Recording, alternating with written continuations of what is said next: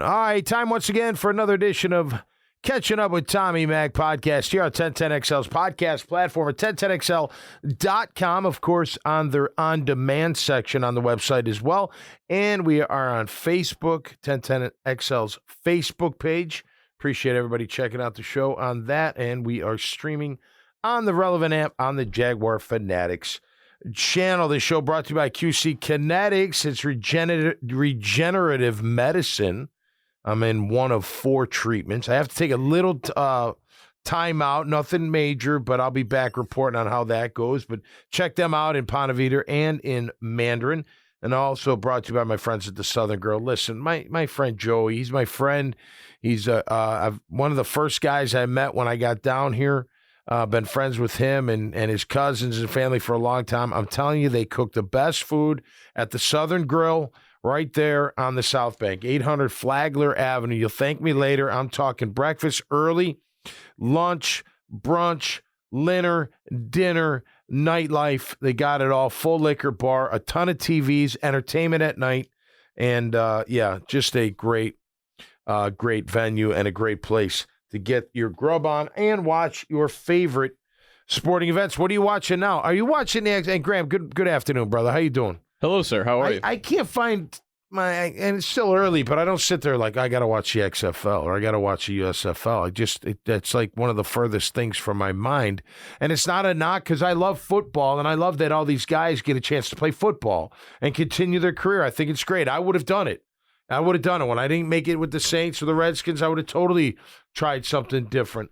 I did get recruited by the Arena League, but back then it wasn't. I mean, it was big, but I don't know. I just didn't feel like that was the direction I wanted to go. But nonetheless, here's the problem. I think is you're still fighting the NFL, even though it's the off season, because you're not a feeder to the NFL. You may get 1 or 2 players that they'll grab, but college is the feeder. You think about like NFL Europe. NFL Europe was successful. It was kind of cool, actually, and that you could go over to different, countries and cities and play football, American football. I mean, what a great little thing that was. And it was well received. I think it's because of the NFL brand and the power of the NFL. Just think about that. Like, I don't know if like USFL did it. How did they do it? Massive money, went after the massive stars coming out of college and offered them big money. Which brings me to a question. I'm just thinking out loud here. Could a group like Live in golf do something against the NFL? Maybe not pluck today's maybe pluck some of today's stars. Could they? I mean, could they say, hey, don't go to them. We'll guarantee you more money than they'll guarantee you. I mean, we'll play less games, maybe even. We'll give you everything you want. I mean, what are they doing with the Live? It's kind of the same thing, right? Less tournaments, more money. Who wouldn't sign up for that, right? If there's any company that will offer you substantially more money, then the answer is yes. You could absolutely pluck stars. Yep. And you would give all of the stars of the NFL, just like in golf, you would give all of them a decision to make. Yep. Some would go, some would not. And you'd have TV, you'd have everything. Yeah, 100%. You'd have it all. Yeah, it's interesting. You got to wonder. That doesn't mean that would be a good league to watch, that people would get behind. But if think of what, I don't know what, I think the USFL ran out of money, didn't they? I don't know. Saudi backed would not be running out of money at any time soon. You know what I mean? So could you over time grab all the stars from today, all the stars from college, and make a league that could go against the NFL? Because if you cannot, I don't think you'll ever be able to take down the NFL unless you join forces with the NFL. I also think something that every new football league that comes along is fighting against, and this isn't their fault, and there's nothing they can do about it, but they're fighting history. Yep. Meaning, and what I mean by that is, like, obviously college football went on for forever without paying anybody, supposedly, right? Right. But, well, if they were paying. But the reason that college football is so popular to this day is because, in my opinion, you have these super long rivalries and teams and programs that are ridiculously important to people, and there's so much emotional investment. Well, you know what I think, and I agree with you, but think about what else are they doing? They're forming these super conferences that are made up of what? The best of the best. Yeah, correct. So what does the NFL do? They grab the best of the best. Yep. If you're a top prospect in the college, you're not going to the CFL. Right. You're just not. Right. I mean, could they? I don't know if they could. Could a team, say, hey, here's $100 million, right out of college, and we want you to come here? I don't know if they could withstand that. Do they have the deep enough pockets to be able to do that? So the NFL, my point is, even though it's in the off season, I don't know. I think it's going to be hard. I think it's going to be really hard to survive. These retread guys that can't play in the league. Well, here's the thing, and maybe today's different, but I know this. I was a bubble guy. I was. Now, once I proved that I could play, I was no longer that bubble guy, but I was a bubble guy for at least 2 out of my 5 years to make that team. I really had to, it wasn't a shoo-in to make the team. You know what I mean? And I really do think, I got cut by the Saints. I could have played for the Saints. I truly believe I could have played for the Saints. If they kept 5 instead of 4, I would have had a career with the Saints. I would have learned how to play special teams better. I probably would have been their short yardage and goal line type guy. I would have done something. Now, granted, they had all pros and all that, so I probably would have started, had game time in that regard. But a role player all day long. And there were guys that got cut from the Jags that I know could play. There were guys that I played with in college that I know for a fact that could have played in the National Football League and never did because they were either a step slow or an inch too short or not heavy enough or whatever the case was. The case was. But as football players, they could play. Because even though the elite of the elite, they're still human beings. Trust me. You walk in a locker room, it's not like, you're like, wow, everybody's incredible. There are guys you're like, really? He shouldn't even be here. And they may have said that about me when I first got there. You know what I mean? But so there is that as well. But at the end of the day, man, I don't know. I'm glad these guys get chances because you know what? If you could play, even look, I had a guy on my The Horse's Mouth show, Derek Ross. Played 11 years or 10 years with Arena League and with the Sharks for the last 4 years. He lives here now. I'm like, man, you've been playing ball this whole time. He's like, yeah. I'm like, that's awesome. And he had a couple stints in the NFL and then played, I think he played, I forget what else he played, but he finished with Arena League. Great, you're still playing ball. So I'm all for the XFL. I'm not, or the USFL. I'm not. Anytime you can keep playing is great. I just think it's tough for the viewership. I mean, think about this football-wise alone. NFL, major college, high school in your local area. That takes up all your time. Now, granted, it's a different time with the XFL and USFL because it's in the offseason, but still, I don't know. I'm almost worn out. Would I watch a little? Yeah, I might. If I'm sitting around, if it's raining outside, it's not nights out, I might flip on and see what's playing and who's playing, and maybe I recognize a name or two, but it's passive. It's passive TV watching. Yeah. It's not appointment viewership. Yeah, which, I guess it's not, I don't know. Is it fair? Because I probably really hadn't even given him a chance, to be honest with you, but I don't know. I just feel like I need a break, maybe. But it is fair because why do you owe them a chance? You know what I mean? They have to give you a reason to give them a chance. Well, they're right? good. Listen, they're good enough to make that league, so they got a chance. It's great. I think it's awesome. I just don't know as a consumer of football, am I watching it? You know what I mean? I think also a lot of sports fans are kind of there's kind of two categories here.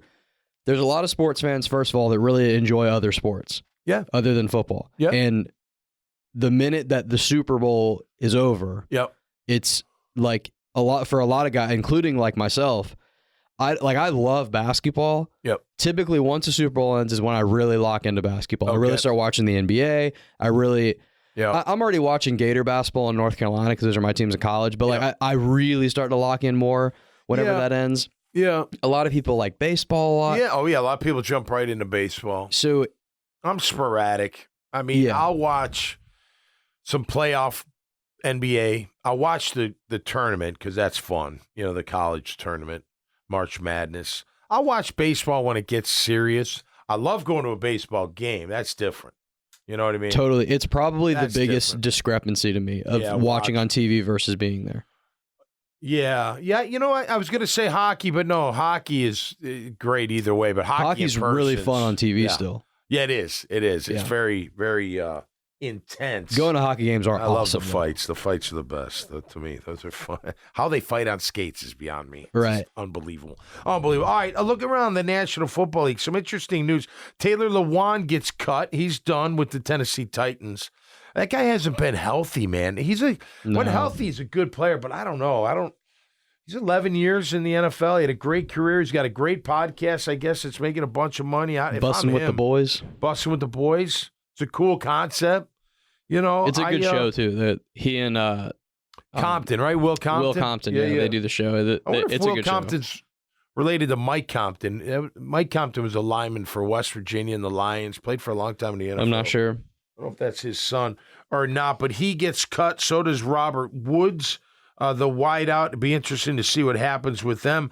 I'm looking at Jawan Taylor. Even I almost feel like you should be prepared that he's probably not going to be a Jaguar. I just don't know how they're going to be able to keep him. I'd love for them to keep him. And I also think, look, something that's not being factored in, and I think it still is prevalent in today's game. Trent Baalke, his sole direct connection is to who? Walker Little. Because that's who he drafted. That's who his draft pick is. So it makes him look better if Walker turns out to be the player that we think he can be. And he showed that he can be a pretty darn good player. We'll see how he keeps going, right? So he's one of them. He's got to be. And then the question is, you got Cam.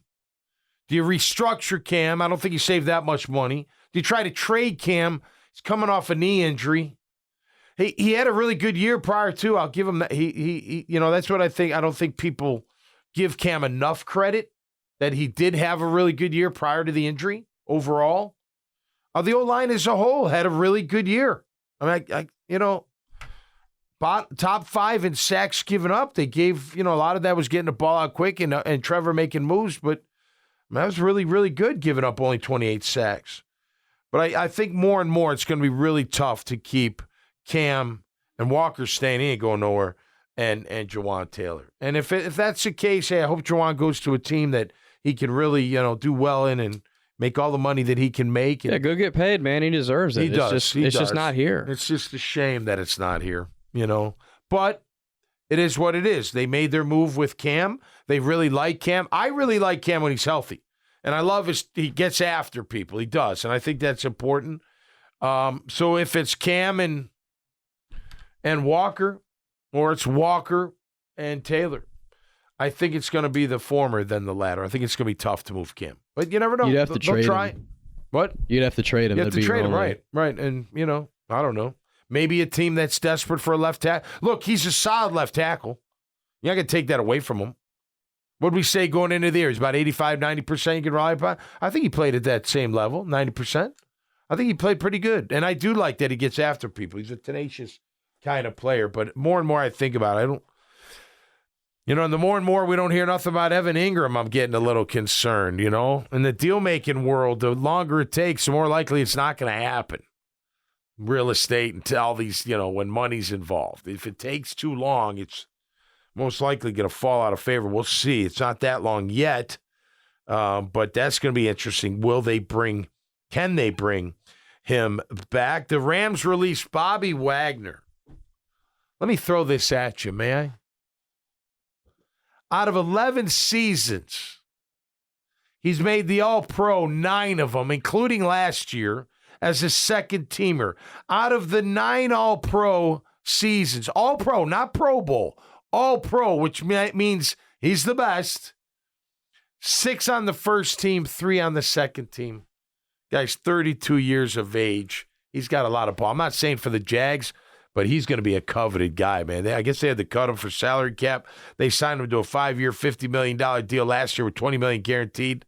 If I need linebacker help, I'm taking that guy in a heartbeat. He's phenomenal. How about that, though? 9 out of 11, All-Pro. That's crazy. All-Pro. That's a first ballot Hall of Famer, hands down. It would have to be. Doesn't he feel older than 32? He does. He's been doing it all. Feels like he's been in the league longer. No. He doesn't look old. He looks young. No, He looks young for not because 32. of his play or anything. I just feel like he's been in the league around for a long time. Yeah. It's probably just because he's been really good for a long time. The Legion of Boom, whatever they were called, they were good for 5-6 years. It wasn't like a short span, and they had some really good players. Speaking of which, how about this story coming out of Seattle that Russell Wilson tried, quote unquote, to get Pete Carroll, the head coach, and John Schneider, the GM, fired from Seattle. Now, he's denying it, so whatever. So he said, she said. But how about this for roundabout karma? You wanted them fired, supposedly, reportedly, allegedly, because Russell wanted Sean Payton to be his coach. And now Sean Payton is his coach, and the first thing Sean Payton does is says, all your personal coaches are out of the building. Right. I'm glad you wanted me, Russ. I think it's funny. Now, if it's true, I don't know. I don't really care, to be honest with you. But I will say this. It wouldn't surprise me because I think Russell Wilson, to me, and when he's on, he's fantastic. It hasn't been on. He was on the last game. I think he threw 3 touchdowns. But he's a guy that's where I don't like this whole, okay, these quarterbacks, they're very important to the franchise. They make the most money. They're guaranteed money. I get it. They probably feel empowered, but I'm not giving them any kind of power whatsoever. And I feel like, he's the kind of guy that thinks he's bigger than he is. Aaron Rodgers has got some of that. You know what I mean? And maybe he does, but he's got that air of, no, it's me. Me. Yeah, right. He's got all of it. Yeah. No, right. And Russell's like that, too, in my opinion. I hope Sean Payton can bring him down to earth, get him back to playing football. Dempsey and I were talking real briefly, and I would never try to tell anybody how to live their life or go after business or whatever. But let me ask you a question. And he brought it up because he was reading me off the air. Jalen Hurts has got an all-woman management team. He's got 6 women, all like 2 communication people. Yep. And you're sitting there going, okay. Look. You want to build your brand. I get it. But you're my franchise quarterback. I'm paying you or going to pay you $50+ million a year. I don't care if you go out and get a couple commercials because you're that good. State Farm wants you. Cool. No problem with that. But do I really got to build my brand? You know what I mean? Like, do I really have to be focused on that as opposed to someone's paying me a ton of money to play quarterback? Isn't it enough? And again, I'm not saying you can't go out there and try to build this brand, but you should let it naturally happen to you if that's the case. In my opinion, I don't know. Like if I'm an owner, I'm paying you $50 million. You know what I want you to do? Focus on football. I mean, that's what I want you to do. No, you have your offseason, you have your time off. You do whatever you want in your time off. I don't really care. You want to go after commercials in your time off? Do it. No problem. Build your brand, no problem. But don't make it to where, this is my brand. This is, I need 6 coaches in the building for personal reasons. I need a personal throwing coach. I need a personal chef. I need blah, blah, blah, blah, blah, blah, blah. You don't need any of it. And I love that Sean Payton's like, get that crap out of here. You know what I mean? I don't know. I'm not in that position. When I build you know what? Hey, J.J. Watt, he says he made all his money, never spent his salary money because his marketing money was so good. Great. You want to do that, that's fine. But I don't know. Every time I watch J.J. Watt play ball, I think football matters to him more than his brand. I can't say the same about Russell Wilson. I just can't. I think he's always looking for the next photo op. Hey, Russell. Wait, let me put on my shades. Let me get my coat. Let me look all nice and dapper. Look at my watch. Look at my briefcase. Look at my shit. I mean, he steps off the bus, and it's like he's on this. What are you doing? He's Mr. Unlimited. Yeah, I tell you, he better, and I think Peyton will. I think he'll get him back to earth. Come down to earth, man. Play ball. That's what you're here for. What is life all about, Tommy? Balance. Yeah. Life is all about balance. No doubt. And that stuff's going to come to you. And I don't care if you have 6 people managing. No big deal to me. I don't really care. I'm just saying, like, this whole brand, because it's all like about what? Followers. TikTok, Insta, because it's valuable. You have 10 million followers on Instagram. Guess what? Companies want to invest in you and say, hey, will you promote this? I get it. I don't ever want. If the brand building becomes more than the football, correct. I'm done. everything that does it for me. And there's a time and a place for everything, right? When it's when it's April and it's the middle of the off season and you're not in the building every day and you have some time. Yeah, go shoot the commercials, spend time with your people and figure out how to build that brand and do all the stuff. Obviously stuff that's appropriate and that makes sense, but of course. Do all the above. Yep. When it's October, you got to shut that down. Yeah, August. You're in the building every day. Yeah. And obviously I know but like I know what you're saying. Probably starting, I would say, when would you say probably the day that training camp starts, right? The day you report to camp, that's when it's all ball. Right. I would say that's, probably now, if you can reasonable. jump on a podcast from your room, I don't, whatever. I'm just saying that can't be more than winning games. Correct. And it takes your best. It takes, especially at quarterback, because it's just such a high profile position. Yep. It takes a special kind of guy that knows what he's doing and has his priorities in the right place to do all of these things correctly. It's constant studying is what it is.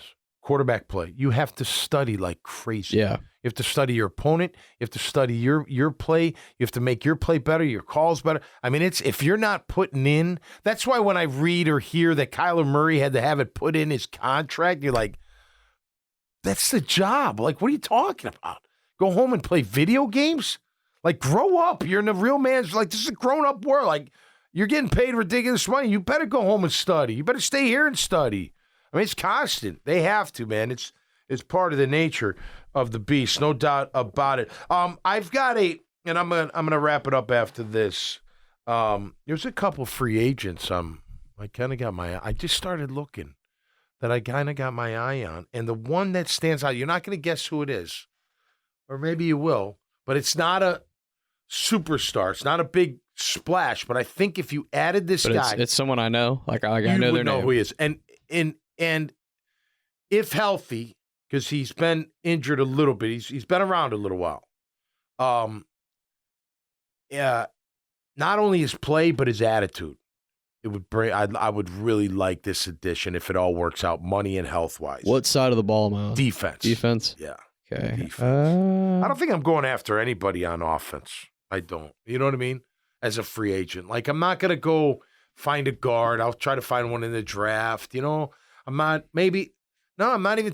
Look, if I can keep up Dan Arnold, I'll keep him. You know what I mean? I know he's a free agent, but I think he's still got skill they need to utilize even more.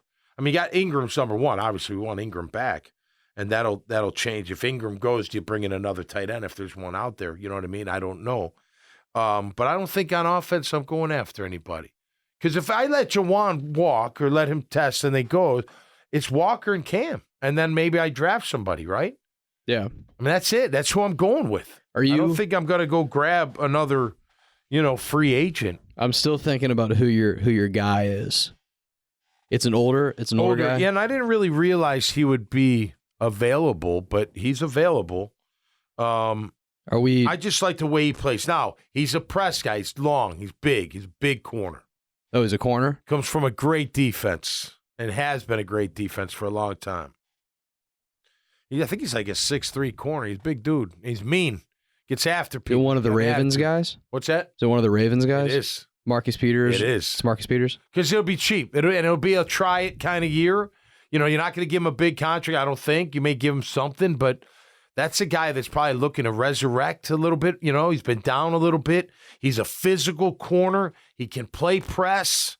Bradbury's there too from Eagles. I don't know if they can grab him, but I do think we need another corner. If I'm picking, I don't know if there's a defensive tackle out there. Maybe the Payne guy from Washington, if he can get him. Maybe I would pay him. But I paid Foldy last year for that, kind of impact and role. So I got to give him a little bit more. But if I'm targeting a position on this team for free agency, I think it's corner.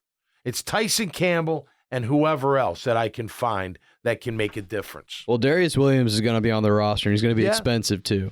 Yeah. And we also saw he wasn't very good at nickel. Nope. He needed to play outside. So I agree with you, they need another corner, but they are in kind of a weird spot where it's like ideally you go get a guy who can really excel at that nickel spot. Yeah, well, I'd like to see him play a little more nickel before I say. I know he played better on the outside. Yeah. Look, I think we're a little, and not you, just in general, the defense came on towards the end of the year. We forgot how they weren't good a lot of the year because they weren't good at all. Terrible on third. Now, they did stop the run for a while. Remember, there's a stretch here, like 3.8, 3.6. I think he got up to 4.2, which is, I think, still top 15, top 12 in the league, which I like it under 4. But the big number is that third down. They were terrible on third down. Absolutely terrible. What does that mean? You're not getting off the field on third down and giving the ball to your offense. Also means you're not getting to the quarterback. So I need more. I need a little bit more attitude on that side too. Roy Robertson Harris, I think that's a tough call. I do. I look, he's solid, right? I like going by grades. Like if even Josh Allen, I was asked on the show, I was like, what kind of grade? I say, I give him a solid B. He flashed it sometimes. I know he played better against the run than most people give him credit for. We expect more in the pass, like hits and all that and sacks. I think, in my opinion, I want Josh back, but I want whoever's next to him to be better. It may not be Calais, but just think how important that is for an outside guy to have a guy next to him that is a threat every single play. And then. And again, it all goes together. I always talk about the inside goes with the outside goes with the other outside, and then you gotta figure out that other outside backer position, right? So you get someone keep Allen, beef up that position next to him. Make sure whoever Arden Key, whoever you can bring back, or you grab somebody in the draft, what have you. Maybe it's Travon Walker, maybe so. If you can, figure out some moves like I was talking about on Tuesday, then you got something. But you got to have a presence inside that can get to the QB. And I think Roy Robertson Harris, Tony said it great. He's like, look, his 4 sacks, I think he didn't have 4 sacks, but his last 2 games were his most productive games. And his last 4 games were productive. But prior to that, it wasn't that productive. So I don't know what you do with that. You know what I mean? I'm not telling you anything you don't know, but just more for maybe viewers. We have to understand that if we do want to go, maybe get us a Marcus Peters or whoever else we would maybe get. You got to get rid of some guys. Roy Robertson Harris, you got to say goodbye to. Juwan Taylor, you got to say goodbye to. Probably I think you're going to say goodbye to him regardless. And I think for some reason, people say this phrase a lot, and I can't stand it when people say, "Just figure it out." You got to get this guy figured out, make it happen. Yeah, it's like, it's not that simple. No. I can't stand when people say that. Right. Go ahead, finish. I'm sorry. That's good. But everyone loves to say, oh, you got to get, you got to re-sign this guy figured out. Yeah. You got to go get this guy figured out. You got to draft this guy figured out. Well, but then in 2 years, when that screws up all this other stuff, those same people are saying, what the hell happened? Right. What the hell is it? Well, when you don't win. Now, if you win, people give you all right, you got to cut some guys, you got to unload and that kind of thing, right? I'll tell you this, though. The thing that sticks out to me is when Trent Baalke says, hey, we got cash. Not necessarily cap. We got cash, and cash is more important. So what does that mean?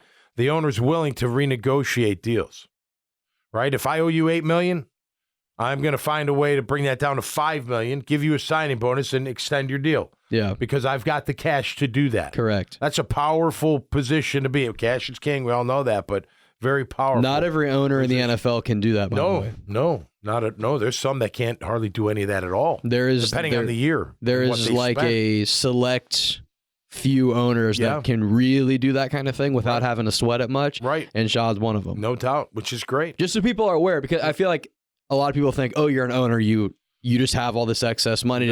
No. And that's obviously owners are very rich, but it's not always like that. So a lot of times when a new owner comes in, for the purchase price, he borrows some of that from the other owners.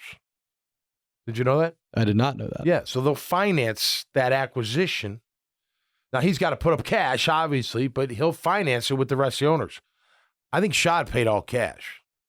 I don't think there was any financing help. Right. Again, that's what you're talking about. That kind of cash. And that gives you power. And that is where having an extremely wealthy owner can be of benefit. Well, and that's willing to spend. You could be wealthy and be like, I ain't spending. That's true. Doing that. That's true. Get rid of them. I'm not doing that. I'm not giving them money up front. I want them out.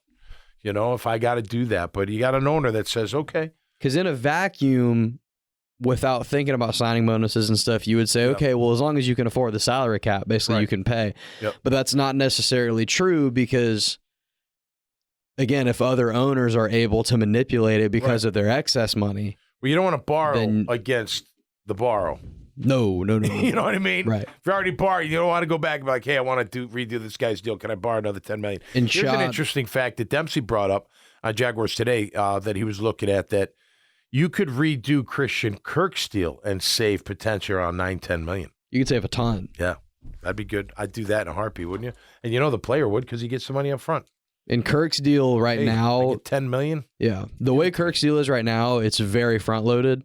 Yep. A lot of his guarantees came this past year, and this year is the biggest cap hit, I believe, for his guarantee. 13 or 11 or something like that. And then next year, I don't anticipate this happening, but let's just say, it was a disaster. They wanted him out next year, which that's not going to happen. But they could get out of his deal next year without much dead money. Right. So I think what they're going to do now that they know that they want to keep this guy around is probably just spread those guarantees a little bit thinner and help this year out a little bit. Let me tell you something. If Calvin Ridley turns out to be what we think and hope he's going to be, Christian Kirk's going to have an even bigger year. It's going to be unbelievable.